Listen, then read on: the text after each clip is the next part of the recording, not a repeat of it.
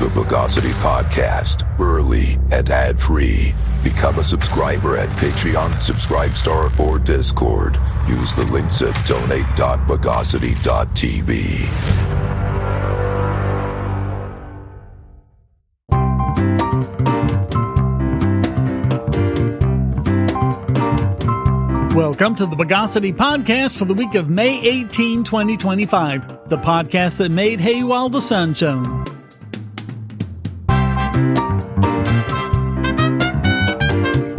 This is your host, Shane Killian. Let's solarize the news of the bogus.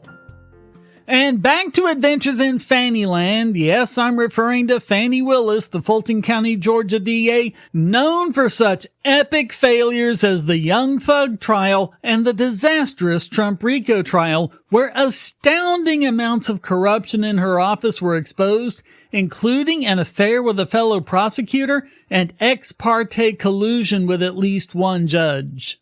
So it's hardly surprising that her office would have a whistleblower.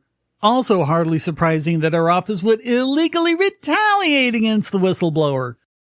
An attorney representing Amanda Timpson sent a legal notice claiming that Willis violated a whole slew of whistleblower protection laws when she basically demoted Timpson to file clerk after Timpson blew the whistle on Willis's mismanagement of federal grant funds. She started having the problems with her direct supervisor, Chief Programs Director Michael Cuffey. The deliberate misappropriation of funds starts with him and goes all the way to the top to Willis herself. According to the filing, quote, Ms. Timpson began asking Mr. Cuffey probing questions about the budget and the fact that she was assigned responsibility for the program so late in the school year. Mr. Cuffey appeared upset and frustrated with Ms. Timpson's questions. Instead of addressing Ms. Timpson's concerns, Mr. Cuffey retaliated by removing her from responsibility for the junior DA program. By the way, all of these allegations of mishandling of funds are detailed in the linked reports. There are a lot. Mr. Cuffey again retaliated against Ms. Timpson by attempting to place her on an unjustified and unapproved Performance Development Plan, PDP. Prior to this, Mr. Cuffey had never counseled, warned, or disciplined Ms. Timpson for any performance-related issue. The PDP was plainly an act of retaliation by Mr. Cuffey based on Ms. Timpson's protected whistleblowing activity. Now get this, quote, he also had the audacity to criticize her appearance, including her facial piercings. She wears nose rings that are culturally relevant to her Ghanaian heritage, and visible tattoos. She has tribal tattoos, which he suggested were gang-related because she is from Compton. Timpson offered to drop her lawsuit in exchange for a severance package and positive letter of recommendation. Anyone with a lick of sense would have taken her up on the offer and let the matter die. But we know Fani, don't we? She wrote to her deputy COO, quote, we are absolutely not settling this claim. Instead, Willis set about to destroy Timpson's reputation. One of the things she claimed was that Timpson made threats to her Deputy Chief of Staff Epiphany Henry in a phone call, threatening direct violence and saying, quote, I'm from Compton. I don't know how to respond to emails. I be ready to fight. I want to punch him in the fucking head. Speaking of Cuffey. The thing is, Georgia is a one-party state, and Timpson had the foresight to record the conversation. The Washington Free Beacon obtained and posted a copy of the recording, and Timpson says nothing remotely like that. According to Timpson's attorney, Mario Williams, quote, Ms. Timpson never threatened violence, and Ms. Henry invented words that Amanda never said, making her seem violent when she is not. And then Ms. Henry circulated false statements in a letter. And yet, Willis said, quote, we were so afraid of physical harm. I was afraid for Epiphany's safety, but not just the safety of Ms. Henry. She was disrespectful to Ramona as well. That's the way I feel about this. She was a horrible employee. She had become an employee that lied, and the final straw was that she became an employee that had other employees in fear. But none of that was the case. In fact, Prior to the whistleblowing, as the filings show, Timpson received top praise from pretty much everyone. Quote, "There was never a single disciplinary action recorded in Ms. Timpson's employment file before her termination or at any point throughout her 4-year employment with the Fulton County DA's office. Following Ms. Timpson's termination, a new narrative emerged, laced with claims of a violent, potentially unstable person whom people feared, despite having a spotless personnel file." As we keep seeing, folks, this has to be the most corrupt DA's office in the country. The only question will be, how long will it be before Willis sees any kind of justice? Just how hard is it to prosecute even such an obvious and extremely corrupt DA? Sometimes you just have to stomp some skulls. From the mind of Mr. Dapperton, a game for the ages. In a world where a race of undead furries tries to take over the world's nuclear arsenal, one man must stop them. But which man? You choose. The Orange Overlord. Ow, my ear! Bernie Slanders. Debate Dominator. My kippa's ruined. Or Joe Sleepy. Build me back. And of course, Mr. Fancy Pants himself. Forget those losers! You can get the Gold Edition and play as 4 more characters, including me, the Spooky Spaceman, along with Billionaire Brat, Professor Proof, and the easiest way to play, as Jesus himself. 7 complete different worlds, with more coming all the time. Full controller support. You can even get eaten by a worm and pooped out into a furry cathedral. And don't forget that Gold Edition, where you can play the ultimate challenge, Devil's Doorstep. This gory satirical adventure pulls no punches. You know you want this game. Go to links.bogosity.tv/skullstompers and play Skull Stompers now.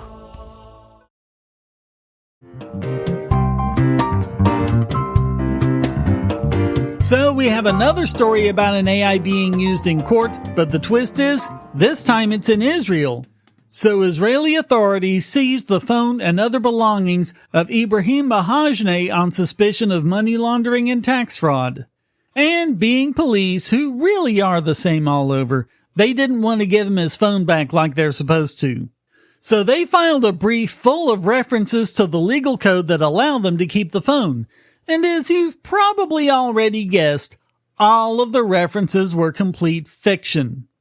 Mahajneh's attorney Tamir Calderon told the court that he, quote, suspects that the police response was taken from ChatGPT. The sections of law cited do not exist. And the police representative caved like a tunnel made of spaghetti, quote, we take it back. What was quoted is incorrect. Whoever wrote this did so in good faith, by mistake. We admit there was a mistake. Yeah, a mistake. Someone put that request into ChatGPT by mistake. They accidentally copied the output and pasted it into the brief inadvertently. The fact that it was actually delivered to the court was just an oopsie. An astonished Judge Ahud Kaplan replied, if I thought I had seen everything in the 30 years I have been on the bench, I must have been wrong. The judge ordered the police to return the phone within 5 days. The police promised to be good boys after that and never to do such a naughty thing ever again. Yeah, guess how much I believe them. But if you look, you're still seeing this sort of thing all over the place. In the Central District of California, Judge Michael Wilner sanctioned the law firm of plaintiffs representing former LA County DA Jackie Lacey and ordered them to pay $31,100 for using an AI to generate fake citations. Wilner said, quote, directly put, plaintiffs' use of AI affirmatively misled me. I read their brief, was persuaded or at least intrigued by the authorities that they cited, and looked up the decision to learn more about them, only to find that they didn't exist. That's scary. It almost led to the scarier outcome from my perspective of including those bogus materials in a judicial order. Strong deterrence is needed to make sure that attorneys don't succumb to this easy shortcut. And up in the Great White North, Ontario Superior Court Judge Fred Myers discovered he was given a legal factum containing 4 cases that didn't exist. Myers said, quote, "It should go without saying that it is the lawyer's duty to read cases before submitting them to a court as precedential authorities. At its barest minimum, it is the lawyer's duty not to submit case authorities that do not exist or that stand for the opposite of the lawyer's submission."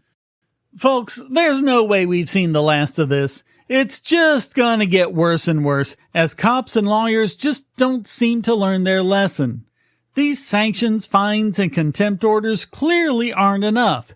It's time for judges to start considering all of these fake references to be fraud against the court, if not outright perjury.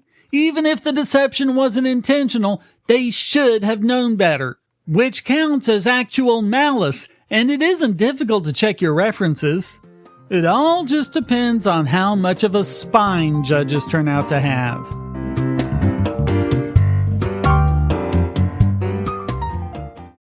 If you're on the Wi-Fi in a coffee shop or hotel, anyone on that network can get your traffic. Do you really trust all of those strangers? For that matter, do you really trust your ISP? A VPN can protect you from prying eyes, disguise your location, and even foil government censors. It's essential in this day and age, so go to vpn.bogosity.tv and you'll be taken to BoxPN. Starting at just $2.99 a month, you can get unlimited high-speed connections to VPN servers all over the world, and they don't log connections, so your privacy is assured. Traveling abroad, just VPN home, and don't worry about what those other governments are doing. Back at home, stop your ISP from traffic shaping and messing with the quality internet access you're paying good money for. You can connect from multiple machines at once, including your smartphone or tablet, and it supports all the secure standards, including OpenVPN and SSTP. Bypass censors and surveillance with your own secure VPN connection. Go to vpn.bogosity.tv.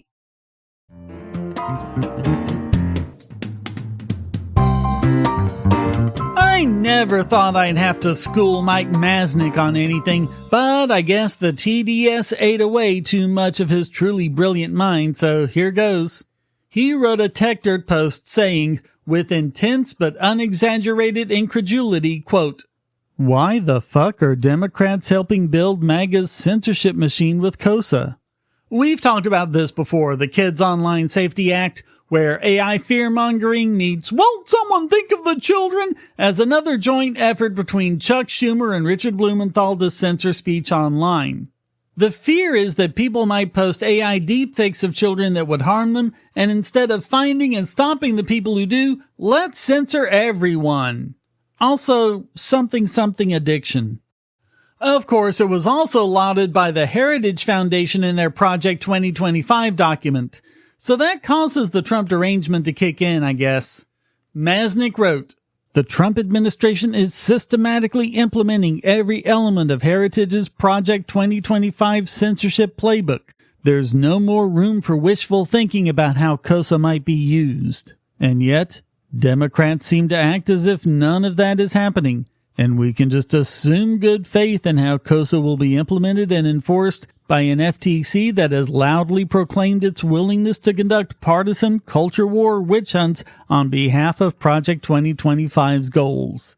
After everything we've seen, how can Democratic leadership still pretend there's any good faith here?" Idiot! Nothing says bipartisan like a good censorship bill. You want to know why they're going along with it? Because they wanted to. Remember Sopa Pipa? Remember Sesta Fosta? Remember all the social media censorship of the late 2010s? Remember all the COVID censorship? This sort of thing has come up a lot, always with both Democratic and Republican backing. And I know about a lot of these issues because of a certain writer named Mike Masnick. But now, that self-same journalist writes, "So here we are. Heritage Foundation explicitly laid out their plans to weaponize KOSA against progressive speech. Marsha Blackburn openly admitted it's about censoring LGBTQ content. The Trump administration is systematically implementing every element of Project 2025's censorship agenda, and the FTC stands ready to enforce it all. Yet Democratic leadership isn't just standing idle, they're actively helping to build the machinery of censorship that will be used against their own constituents. Either Schumer and Blumenthal are catastrophically naive, or they've simply decided that appearing bipartisan matters more than protecting vulnerable communities from state-sponsored censorship. Mike, you're looking at the rhetoric of how it's packaged up to appeal to MAGA Republicans while ignoring how it can also be used to serve the goals of the progressive wing too.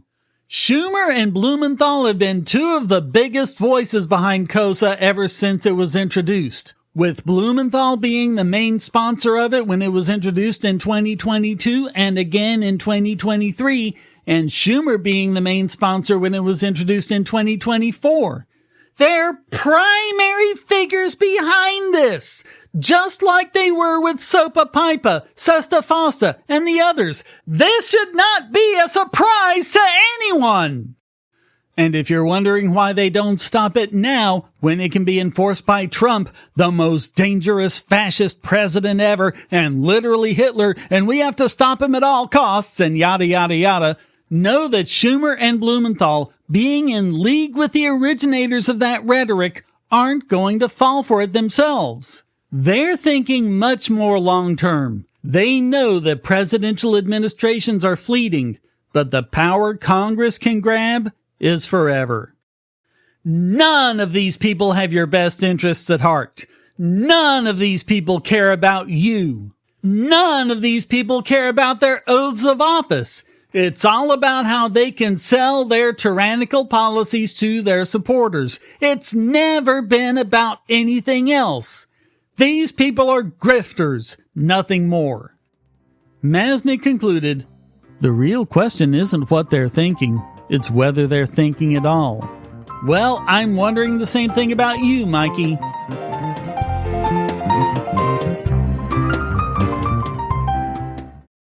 I want to tell you about the eyeglasses I've been wearing for years. As people can see on my videos, I have a very strong prescription, which makes glasses more expensive, especially when I need computer glasses, reading glasses, prescription sunglasses, and most expensively, progressive lenses for general everyday wear. To save money while still getting quality glasses, I get them from Firmoo. In fact, I just got a pair of progressives with high-index aspherical lenses and a nice pair of frames my wife loves for just over $100. It would have been $500 to get them through my eye doctor. Not only do they look good, the glasses are durable. I've worn many pairs for several years without problems. All orders come with a 30-day return policy, a 3-month warranty, and one-on-one customer service. Go to Firmoo, that's FIRMOO.Bogosity.tv anytime you need quality glasses at a low price. Once again, that's Firmoo.Bogosity.tv.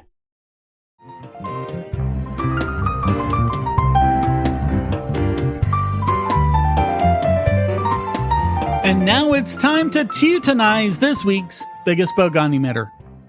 When I think back 14 years to when I started this podcast and created this anti-award, there were people and groups I would never have thought of ended up getting it. Case in point, the American Cancer Society. Maybe it's because I was a naive, fresh-faced podcaster of just 42, but it's really become clear since then how many of these so-called charity groups are really just rackets.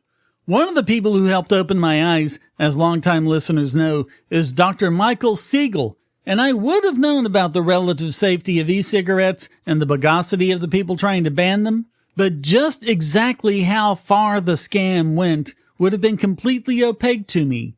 Hear him explain it in his own words, quote, Product A is a flavored product that appeals to youth and has rapidly gained in popularity among youth. Product B is a flavored product that appeals to youth and has rapidly gained in popularity among youth. Product A is largely manufactured by companies that have a history of marketing to youth. Product B is largely manufactured by companies that have a history of marketing to youth. Product A is potentially addictive. Product B is potentially addictive. Product A is thought to entice youth to use the products because of its appealing flavor varieties. Product B is thought to entice youth to use the product because of its appealing flavor varieties. Product A is not known to have caused any deaths among youths, nor has it been linked to chronic disease. Product B causes thousands of youth deaths each year and is known to cause chronic disease, including cancer. Product A is being used by millions of adults to immediately improve their health and essentially save their lives. Product B causes cancer even at low doses and does not have any overall health benefits. The American Cancer Society is lobbying aggressively for a complete ban on Product A. Yeah, not Product B, which is actually shown to be harmful and even cancer-causing, which, it's in their name, right? So what's going on? Regular listeners will have cottoned on to the fact that Product A is e-cigarettes, which the FDA and so many other groups have been working to ban, and Product B? Alcoholic beverages.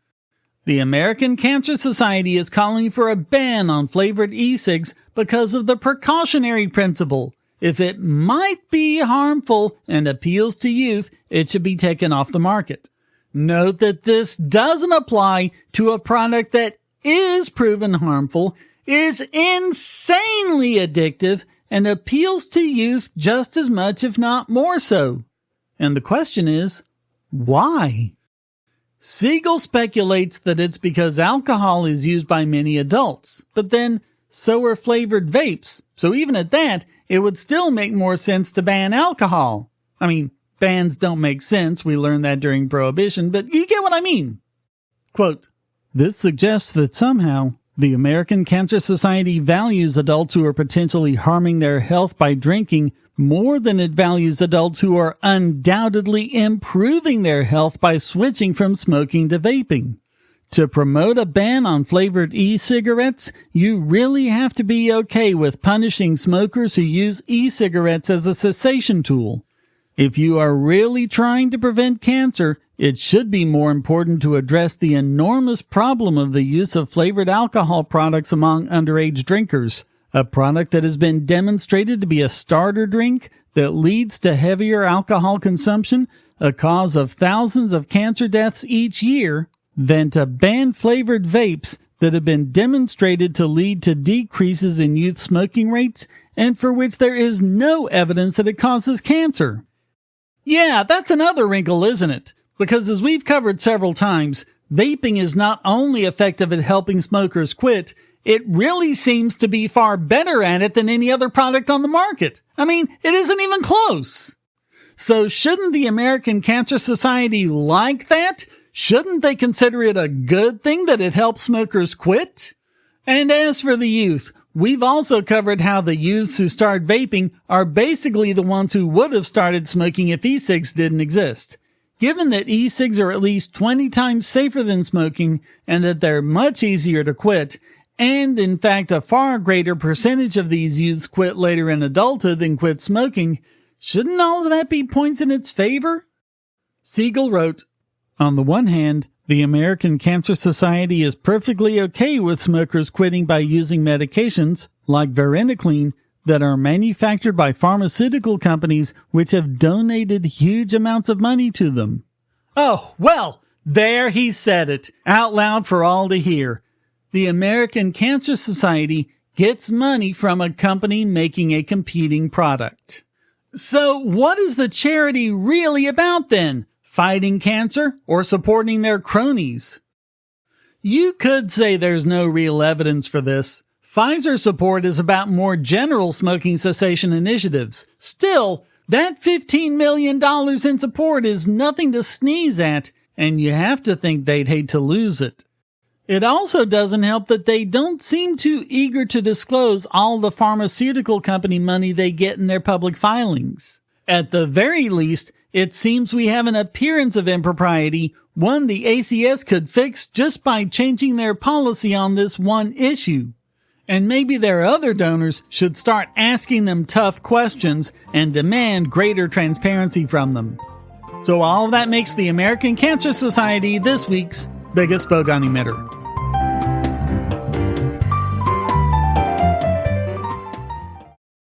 Do you have children, or nieces or nephews? Are you homeschooling, or just want to counter some of the socialist indoctrination most children get in school? If so, go to bogosity.tv/TuttleTwins, and you'll be taken to a website where you can get some great books for elementary-age children. The Tuttle Twins books are books about liberty and free market economics that include children's versions of Bastiat's The Law, Leonard Read's I, Pencil, and Hayek's The Road to Serfdom, as well as books about the Federal Reserve and how regulations protect business cronies. They'll learn about the harm caused by eminent domain, or regulations passed in the name of safety, and fundamental concepts of liberty. And as you can see from the sample pages on the website, they're all easy to read and nicely illustrated. They're just $9.99 a piece, or get a special discount as well as free bonuses when you purchase all 5. You can even buy in bulk to donate to schools and local libraries. So get the Tuttle Twins books at bogosity.tv/TuttleTwins.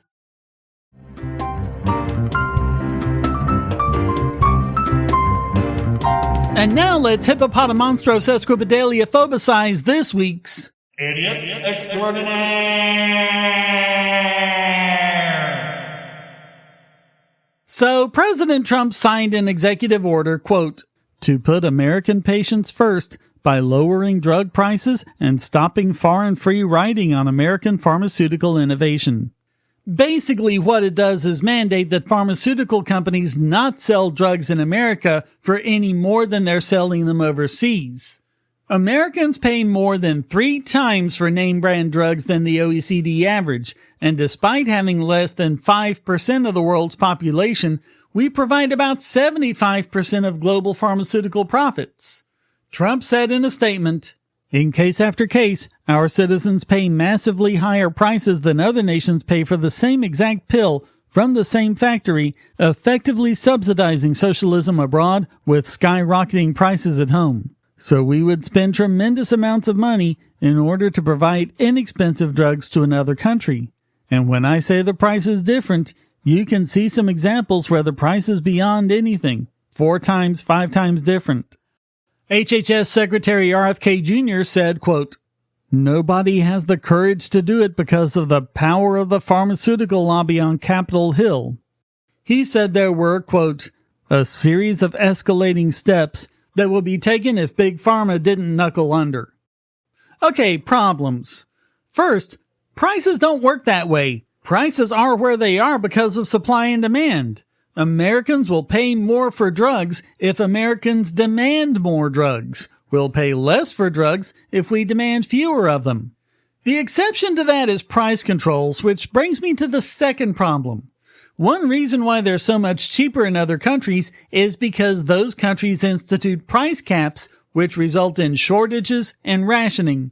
Requiring our prices to be no greater than theirs will be effectively instituting a price cap of our own. I mean, we know how bad price controls are, not only because of sound, straightforward, universally recognized economic principles, but also because we have thousands of years of experience with governments instituting price controls of one kind or another, always with disastrous results. Another problem is his focus on brand name drugs. While Americans do pay more for name brands, we pay a lot less for generics. But in countries like Canada with price caps, while they do pay less for the brand name drugs, they pay something like 3 to 5 times more for generics, because that loss of revenues has to be made up somehow. Hey, here's an obvious solution many of you have probably shouted out by now. You don't have to threaten the pharmaceutical companies with anything. All you have to do is allow Americans to purchase drugs on the foreign markets. I mean, think about it. The only way the price of anything would be radically different in one country than another is if the government prohibited people from buying and importing those goods. But really, you don't find a problem unless you strike at the root cause, and in this case, that's the enormous patent protections that pharmaceutical companies enjoy. That monopoly they get for so many years on the name brand drugs is exactly why they cost so much. And if they don't have a patent in a different country, they'll be much cheaper in that country. However, that has a problem of its own. The high costs of getting a drug to market. absent some sort of Operation Warp Speed, it can take a decade and over $1 billion to get a novel new drug to market. All of that eats into the 20-year patent the companies get for the drug. So that's just that many fewer years they have to recover these costs before competition comes in and undercuts them. Although in some cases they can get an extension of up to 5 years. So let's get to the root of that problem. And it's the one you've heard me talk about a lot. The 1962 Kefauver-Harris Amendment, which required much longer testing times so that the drugs can be tested for efficacy as well as safety. That's the reason why it takes so long and costs so much. And as numerous different analyses have concluded, those additional delays in getting new drugs to market have cost far more lives than the FDA can claim to have saved all total. The amendment was passed in the wake of the thalidomide tragedy, even though thalidomide had been rejected by the FDA. Government thinking at its finest. All of that means that pharmaceutical development can only be done by a few massive corporations without any real possibility of competition from startups. There are also the massive requirements and limitations the FDA puts on the manufacturing of generics, drugs that have been safely used for decades. Repealing Kefauver-Harris would actually be a big start towards actually fixing the problem. That way, drugs would be much cheaper to develop, you could scale back the patents, and roll back all of the other nonsense such as production caps to make drugs cheaper and more plentiful. That would get the real costs of pharmaceuticals down. Ultimately, it would be best if patents were eliminated entirely and the FDA were spun off as a private voluntary certification body similar to UL. Donald Trump either doesn't understand any of this or he doesn't care. So all of that makes President Trump this week's Idiot Extraordinaire.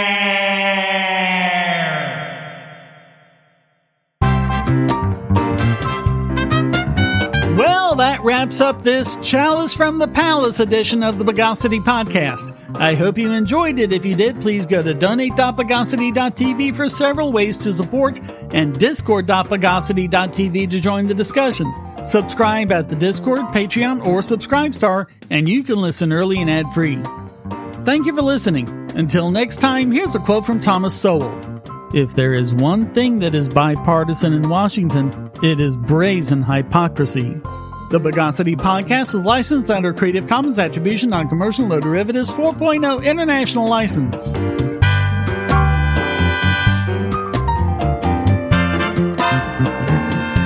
Bogosity.